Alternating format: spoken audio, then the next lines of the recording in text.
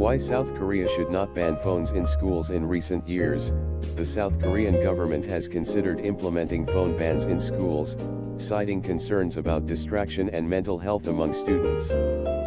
However, such a policy is misguided and fails to address the root causes of student stress while ignoring the practical and educational benefits of smartphones. South Korea's strict gun laws demonstrate a commitment to safety, but banning phones in schools does not enhance student safety and could even hinder effective responses to emergencies. Moreover, phones serve as vital tools for communication, education, and mental health support, making a blanket ban outdated and detrimental in 2025. Phones are essential in emergencies. One compelling reason to oppose school phone bans is their critical role in emergencies.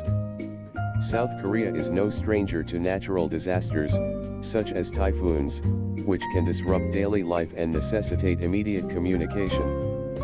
If a typhoon strikes during school hours, students need access to their phones to contact family members, receive updates, or coordinate safe evacuation. Similarly, personal emergencies, such as the sudden passing of a grandparent due to old age, require students to stay connected with their families.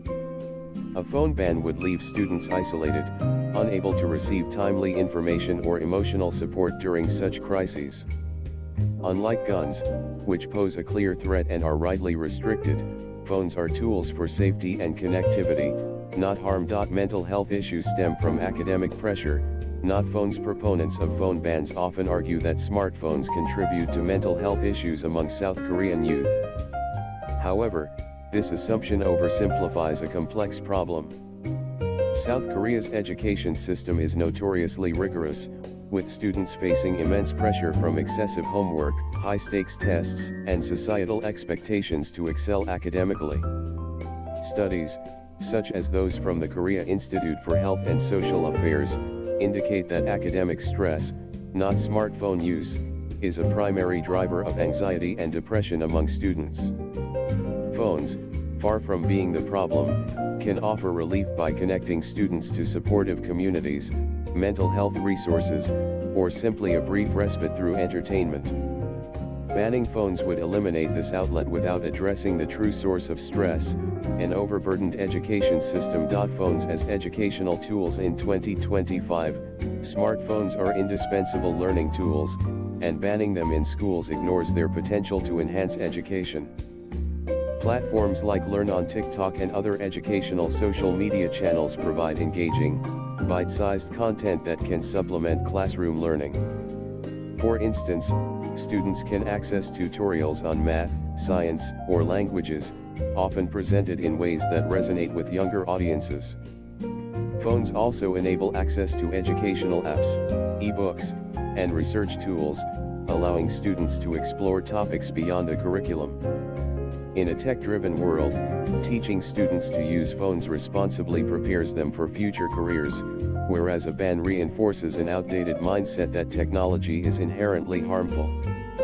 In 2011, when smartphones were less integrated into education, bans may have seemed reasonable, but in 2025, they are out of touch with modern learning needs. Phone bans are outdated. The idea of banning phones in schools reflects a perspective rooted in the early 2000s, when mobile devices were primarily seen as distractions. In 2025, however, smartphones are integral to daily life, and schools should adapt rather than resist this reality. South Korea, a global leader in technology, should embrace phones as tools for innovation rather than impose blanket restrictions. Instead of bans, schools could implement policies that promote responsible use, such as designated phone-free times or educational workshops on digital literacy.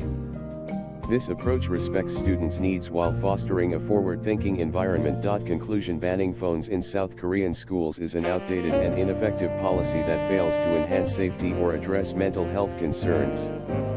Phones are critical for emergency communication, offer educational benefits, and provide a necessary outlet for students under academic pressure.